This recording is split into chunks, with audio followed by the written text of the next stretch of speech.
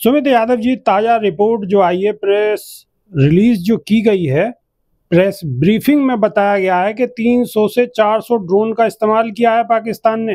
पाकिस्तान इस टाइम जो जैसी उसकी छवि थी बिल्कुल उसी के अनुरूप रिएक्ट कर रहा है। तो हिंदुस्तान की पहले तो वो छवि खराब करना चाह रहा था, तो उसमें सक्सेस नहीं हो पाया। अब वो हमारे सिस्टम की वो देख रहा है कि इनमें कितना एक्यूरेसी है।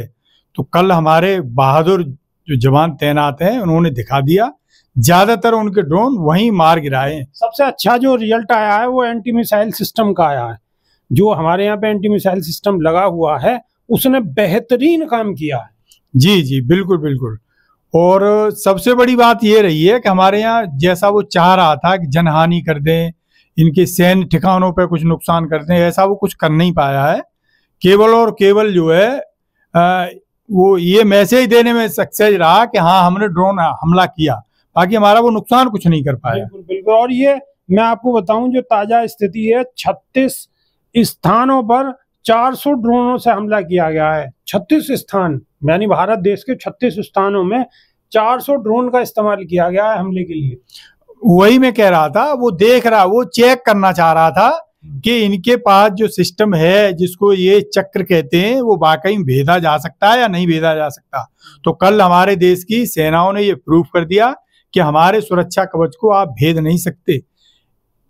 और ज्यादातर आप ये मान के चलिए ये जो ड्रोन हैं ये तुर्की के बने हुए हैं, और हमारे यहाँ की जो टेक्नोलॉजी है उससे बहुत एडवांस है, कई स्टेप आगे की है। तो वो हमारा कल कुछ बिगाड़ नहीं पाया है।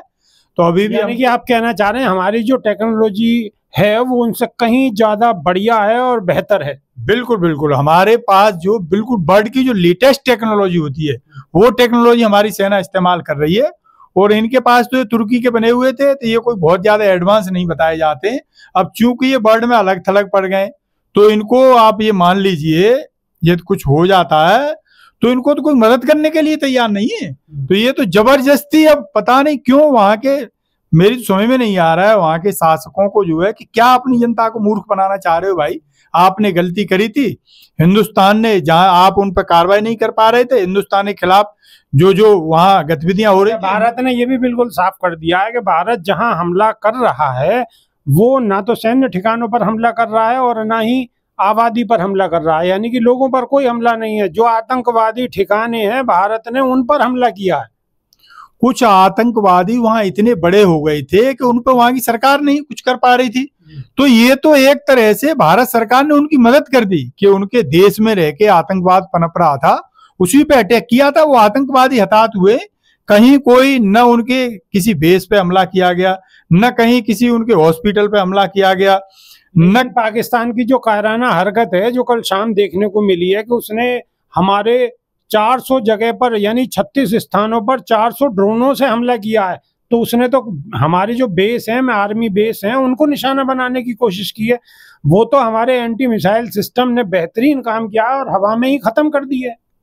पाकिस्तान जबरदस्ती उकसाने का काम कर रहा है। हम तो वहां के हुक्मरानों को ये सलाह देंगे कि आप जो है शांति से बैठ जाइए। हमने आपके ऊपर कोई अटैक नहीं किया, हमने तो केवल आतंकवादियों पर अटैक किया था। यदि आप अब हमारे धैर्य की परीक्षा लेंगे तो भारत की सेना जो है बहुत आपसे एडवांस है और आपको मुंह तोड़ जवाब देगी। ऐसा न हो कि जो कहीं नक्शे से नाम ही मिट जाए आपका जो है। तो बड़ा इस टाइम आपको जो है संयम का परिचय दो, आप शांति से बैठो, ज्यादा उकसाव मत देश को जो है, नहीं तो ये परिणाम इतने वो होंगे। थोड़ा सा इतिहास पीछे चले जाओ, आप देख लो कि आपके पहले क्या असर हो चुका है, उससे भयंकर।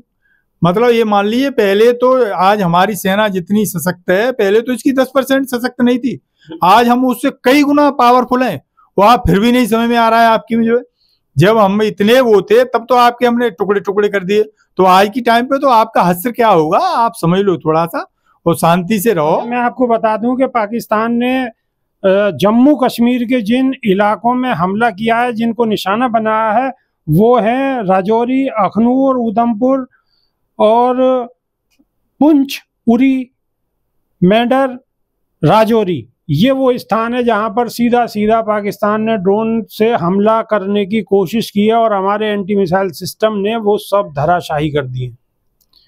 पाकिस्तान ये अपने दिमाग से निकाल दे कि अब वो कश्मीर को ले सकता है। वो कतई कश्मीर को नहीं ले सकता। यही मंशा के तहत उसने आक्रमण किया होगा।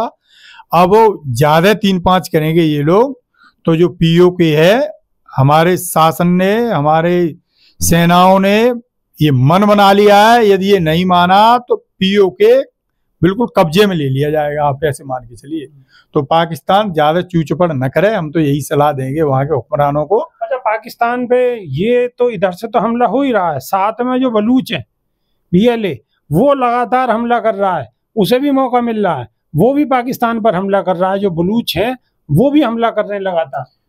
भाई वो मौके की तलाश में थे, जो है वो मौका इन्होंने दे दिया पाकिस्तान को, हुक्मरानों ने। ये इधर बिजी हो रहे हैं, तब तक वो उधर अपने, तो पहले से उनके यहाँ तो आंदोलन चल ही रहा था। तो आप ये मान लीजिए पाकिस्तान चारों तरफ से घिरता जा रहा है। तालिबानियों का आप देखिए क्या प्रेशर बना रहे हैं। तालिबानी भी प्रेशर बना रहे हैं पाकिस्तान पे, क्योंकि पाकिस्तान तालिबानियों के जो है विरुद्ध में काम करता रहा है। जो है वहाँ के जो संगठन है वो उनके विरुद्ध करते रहे, तो उसको भी मौका मिल गया है। और दूसरा वो जो है हमारे कश्मीर की तरफ को नजर गड़ा रहा है, तो अब हमारी भी नजर पीओके की तरफ हो गई है। तो पाकिस्तान तो अब बुरी तरह फंस गया है। वहां के हुक्मरान अपनी वाहवाही लेने के चक्कर में जो है देश को, ये क्या कहना चाहिए, जबरदस्ती दलदल में फंसा रहे हैं। तो हम तो राय देंगे, फिर रहेंगे हिसाब, देश को दलदल में मत फंसाओ। आप जो है सुख शांति से रहो, जियो और जीने दो के फार्मूले पे चलो आप। लेकिन सुमित यादव जी, जिस हिसाब से पाकिस्तान की तरफ से लगातार सीज फायर का उल्लंघन किया जा रहा है, लगातार ड्रोन भेजे जा रहे हैं, हमला किया जा रहा है, भारतीय जो आर्मी के बेस हैं उनको निशाना बनाने की कोशिश की जा रही है, उस लिहाज से आने वाला जो समय है उसे आप कैसे देखते हैं? आने वाले समय में अगर ये स्थिति रही तो और तनाव ज्यादा बढ़ेगा, हमले बढ़ा सकती है भारत सरकार? सरकार ने बिल्कुल फ्री हैंड दे दिया है हमारे देश की सेनाओं को, और मीडिया से भी ये कह दिया है कि कोई आप ऐसी अनर्गल बयानबाजी न करें जो है जिससे कहीं ना कहीं जो है, इसमें क्या कहना चाहिए, देश की कोई जो हमारी रणनीति है उसका हिस्सा कहीं बाहर न चला जाए, दुश्मन को पता चला। हाँ, दुश्मन को पता लग जाए। आप बॉम्बे में देखो ना, बॉम्बे में जब वो अटैक कर रहे थे तो मीडिया ने क्या बेवकूफी करी, मीडिया लाइव चलाने लगी। वो मीडिया जब लाइव चलाने लगी तो पता लगी वो वहां टीवी देख रहे थे, अंदर जो है जो छिपे बैठे थे आतंकवादी, पता लगी उन्हें किसी उसकी जरूरत ही नहीं पड़ी, वो टीवी देख के ही भाई समझ गए कि कहाँ हमारे ऊपर कैसे अटैक हो रहा है। तो अब हमें कोई ऐसा वीक पॉइंट नहीं देना है, ऐसी कोई बात नहीं कहनी है जो वहां के लोग देख सकें, वहां का क्या कहना चाहिए, वहां का शासन प्रशासन उससे हिसाब से अपनी रणनीति बना सके। तो इस टाइम देश की सेनाओं के साथ हिंदुस्तान का बच्चा बच्चा खड़ा है, और बिल्कुल आप मान लीजिए बच्चे बच्चे का खून खोल रहा है। जिस तरीके से इन्होंने हमें आतंकित करने की कोशिश करी है, ज्यादा आतंकित न करें, न पता लगी नक्शे से ही इनका नाम न मिट जाए। नक्शे से ही नाम मिट जाएगा अगर ज्यादा कोशिश की। देश का बच्चा बच्चा भारत की फौज के साथ मजबूती के साथ कंधे से कंधा मिलाकर खड़ा है।